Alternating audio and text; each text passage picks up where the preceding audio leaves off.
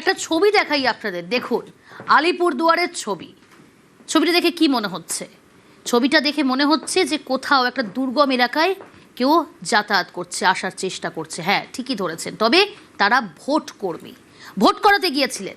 আর vote শেষেই বাধা পেরিয়ে কুলির পিঠে চড়ে ফিরলেন ভোট কর্মীরা। বক্সা পাহাড়ে দুর্গম এলাকায় ভোটের দায়িত্ব ছিল তাদের উপর। রাজকুমার রয়েছে আমার সঙ্গে। রাজকুমার, দুর্গম এলাকায় এইভাবে বাড়ি ফিরতে হলো ভোট কর্মীদের কুলির পিঠে চড়ে।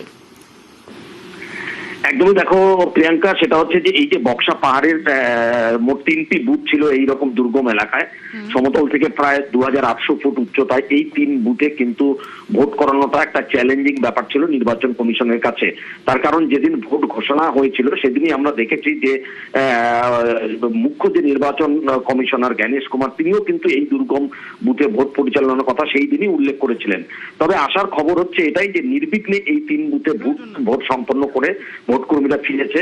যে ছবি আমরা দেখাচ্ছি ঠিক এইভাবেই কিন্তু পাহাড়ি কুলির কাঁধে চড়ে ভোট কর্মীরা রাতের বেলাতে ওই দুর্গম পথ পেরিয়ে সমতলে নেমে আলিপুরদুয়ার বিশ্ববিদ্যালয় যে ডিসিআরসি, সেখানে সমস্ত কিছু ইভিএম টিভিএম নিয়ে পৌঁছতে পেরেছে।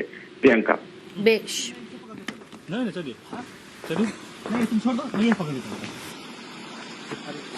News flash.